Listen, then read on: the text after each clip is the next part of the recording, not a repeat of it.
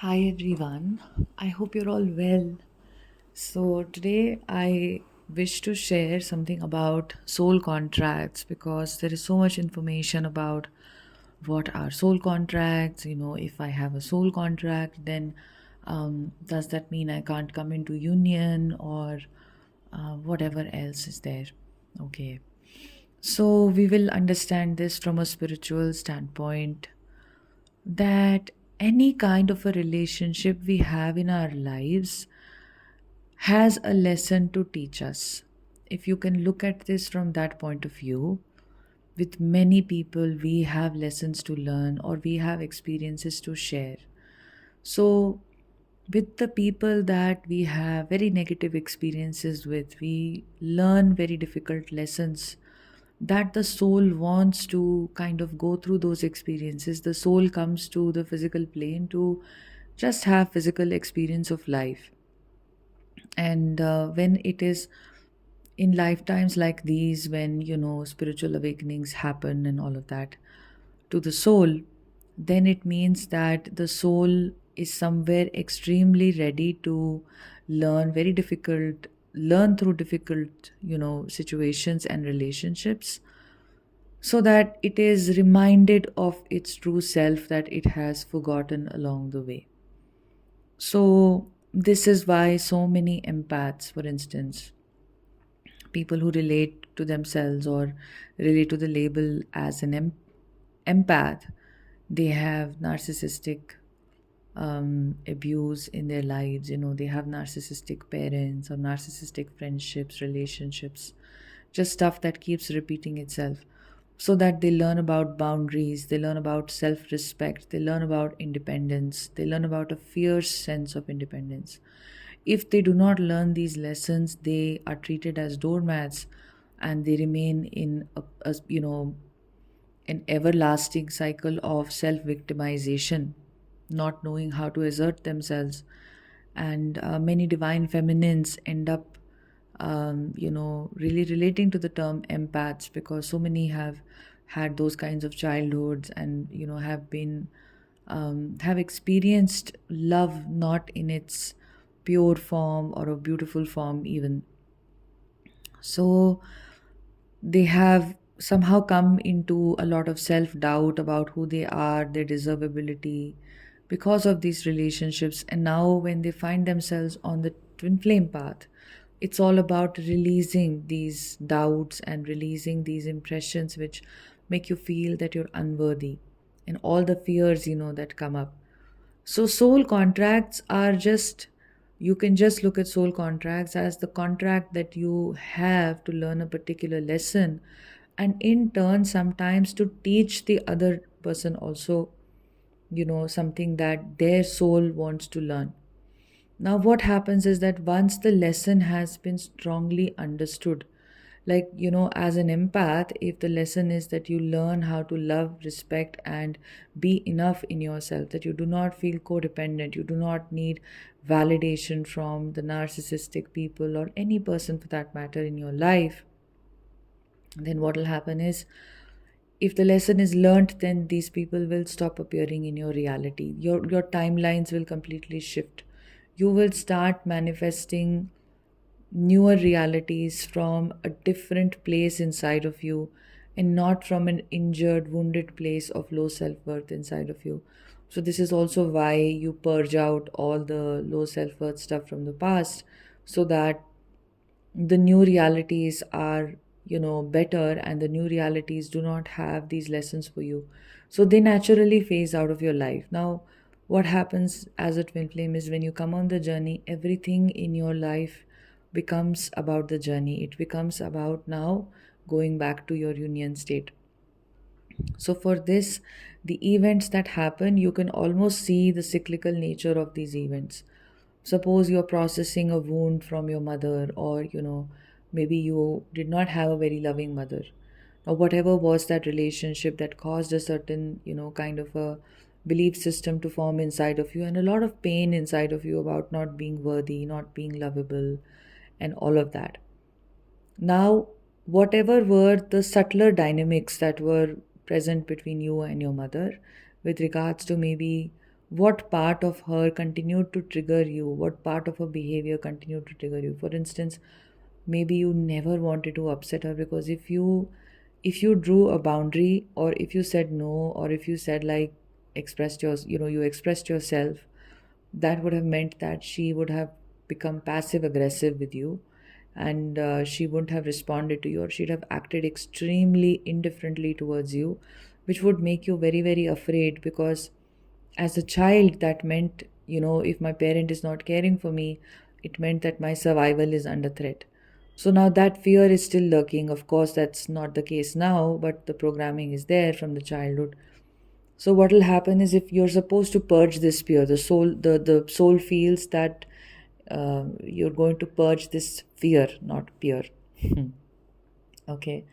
So it'll bring such situations in your life where you will be tested on your boundaries, where you will again be very uncomfortable in saying no to somebody. So again, someone will come and that person will be walking all over your boundaries.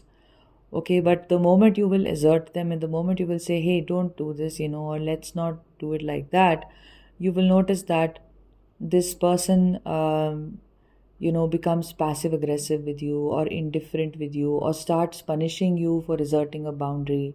And then you feel apologetic, and then you will say, no, no, no, it's okay. You overcompensate, and you bring this person back, and you over explain yourself, right? Then again, this person, the moment they get comfortable with you, again they are walking all over your boundaries. They're sitting on your, like, literally they are dancing all around, your head. And then you realize that in the first place, only when you had the instinct to have your boundaries be very clear, you should have imposed them.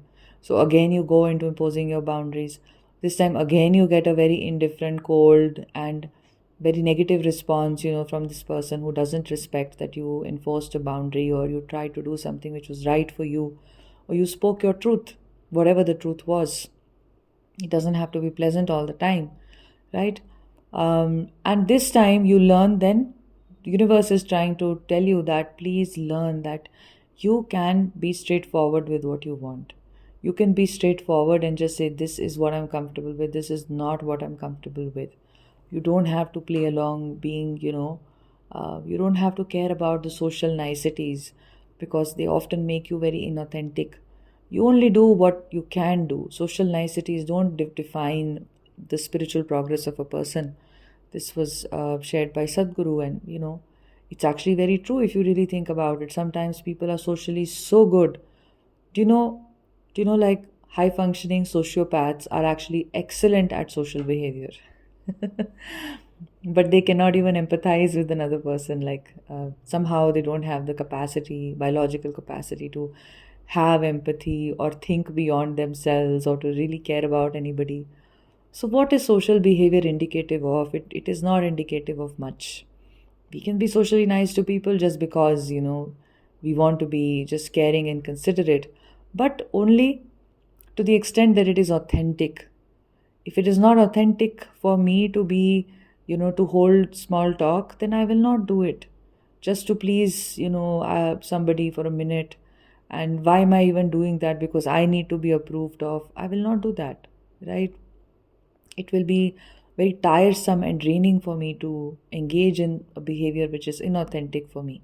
So the soul wants you to learn all these lessons, that you be straightforward, you value and respect yourself, you trust your instinct, trust your instincts about people. So in your current day situations, it will teach you this situation, so that this final lesson, that your mother was trying to teach you all your life, can be learned. So then, with this current person, you now may say you have a soul contract to learn this lesson. And this person also may have a soul contract to learn more about how they can't, keep dancing on other people's boundaries and stuff like that. Right? How they can be told the truth, and the truth always sets both parties free. So this is a soul contract then. But what is the soul contract? What is bringing the soul contract in place is a lesson that you have to learn. Now, sometimes soul contracts can also be very positive. They can also be that you were born in a very challenging family, right? But a grandparent or a neighbor or somebody else, they were there to support you. So that meant that there was a positive soul contract, that you will be supported despite having a challenging immediate family. Okay. And then, usually with these situations, what happens is you develop a lot of love and gratitude, and you also pay back, in your own way, out of love, not out of a contract or karma or anything.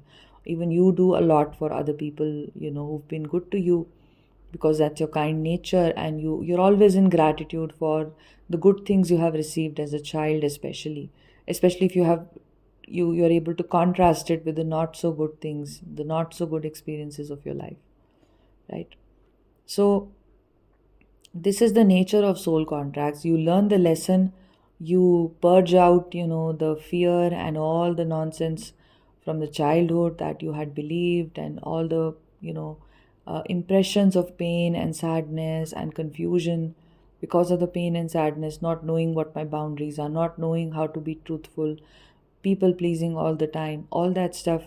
Once you are able to purge it out from the root of where it is coming from, and like I said, the soul is so intelligent, once you're in the journey, then it will give you the opportunity to not just purge it out by going back to the childhood, but will teach this to you through your current life situations, that the lessons you could not learn directly from interacting with your mother, you learn from other people who indicate the same behaviors towards you.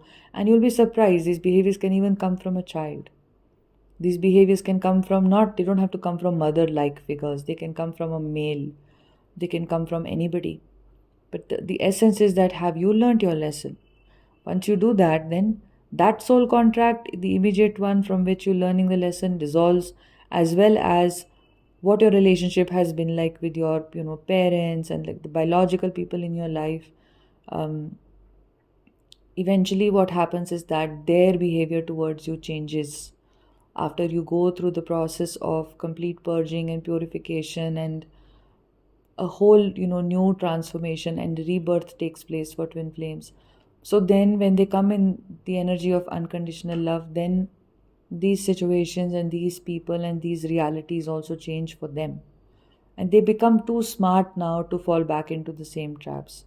So which brings me to the second part of this, that it's only in the initial, the lower, you might say, chakra phases of the energy, when the energy is still processing the blocks of these chakras, does karma come up. And soul contracts are only related to your karma. So I will not say you have a soul contract with your twin flame, because your twin flame is your soul only. So how can you have a contract with yourself? You may probably use another word rather than a contract. You may say that between the two energies there is a pact like as to how they will awaken each other. So the divine masculine will do this to awaken the feminine, and then she'll do this to awaken the masculine, and then this is how, they will be, right? Or they've responded to the call of the awakenings which are taking place on the planet, and this is how, they will be. This is how they will progress, and this is how they will teach each other what is to be done. So that's not a contract, it's more like a, you might call it a pact, more like, oh, this is what we're going to do, and all of that. It is possible, very well, it is, it can happen. It is, after all, just one soul, but it is incarnated in two different bodies, as it needs to, just to be coming into the physical reality, to be coming into duality, it has to be into.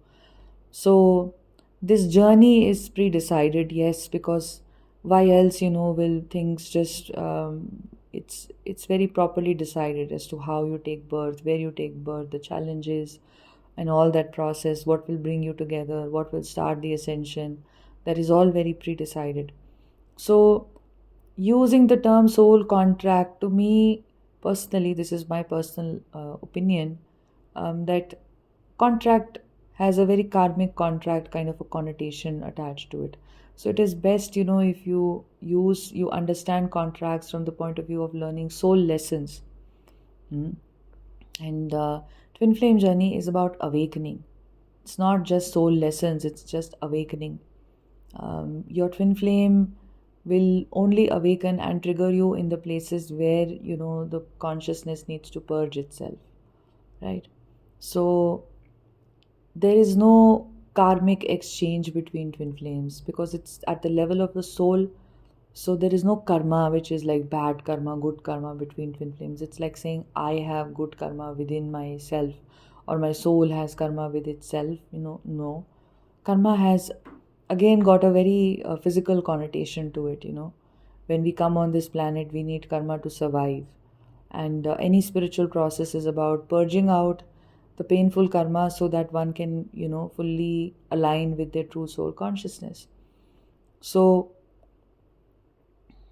in fact, so much of the spiritual work is also about learning to distance yourself from your karmic bondages and bandages.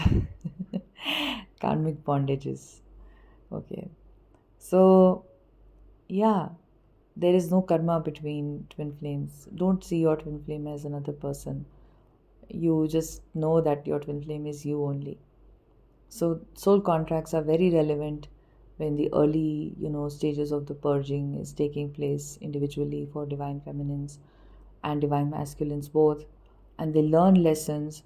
And the way these contracts become absolutely irrelevant is when the energy reaches at the optimum level, at the level of the heart, when these contracts no longer play a very difficult role for the divine feminine. Even if you are still in situations, you may still be talking to your parents or other people in your life from off and on or whatever, you're more conscious and you're still creating your reality. You have the possibility of creating a new reality at this stage now than you did earlier, when somewhere whatever you may have done, your reality still reflected a lot of these soul wounds. So a large part of the soul wounds gets released from the lower chakras, and this is where most of the toxic soul contracts lie, right? Um, as you purge them out, you will no longer have these contracts. But if the lessons are not learned and you're trying to say, I want to break some contracts or something like that, then you may burn that contract, but you will enter into another situation which will inevitably teach you the same lesson. That's possible. What you can pray for is, you can ask your guides to help you to learn the lesson faster.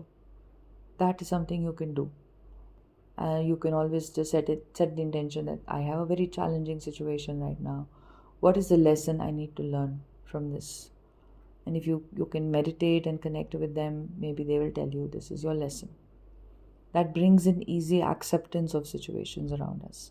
If you do not know how to trust your instinct fully, how to trust your gut feeling, how to impose your boundaries fearlessly and honestly, if that is too much for you, then it is very useful to invite in your guides or your higher self and understand what is the lesson here, provided you're very receptive to what they are sharing. Okay, and then see, where am I not able to follow through? Why am I uncomfortable with this lesson? This can happen, and because as a twin flame, you are ascending. It's no mean feat for any twin flame to be going through what they're going through. And spiritual wisdom, as I'd explained in a podcast earlier, how the divine feminine awakens her spiritual wisdom through awareness, as well as all the spiritual guidance that can possibly come to a twin flame, is available to her. So always seek guidance and support and see. And then that way you learn the lesson, and the soul contract can exit your life, can stop being of any significance. Okay. I hope this helped you. If you wish to work one on one with me, I offer guidance at the level of my intuition. I intuitively guide you, as well as we do some very deep healing work. So if you feel like you're stuck on the journey, you need a new push, or you need some clarity, you need some understanding, you need to know where it's headed next. Whatever is your situation, you can connect with me, and all the information about how to book a session with me is in the first link in the description box. And you can also subscribe to my Patreon page, where I'm regularly posting content which goes deeper into the twin flame journey. You can go on Patreon, the second link in the description, and see the types of videos that are on there. If you find them interesting, do subscribe to Patreon. Sending you love. Bye.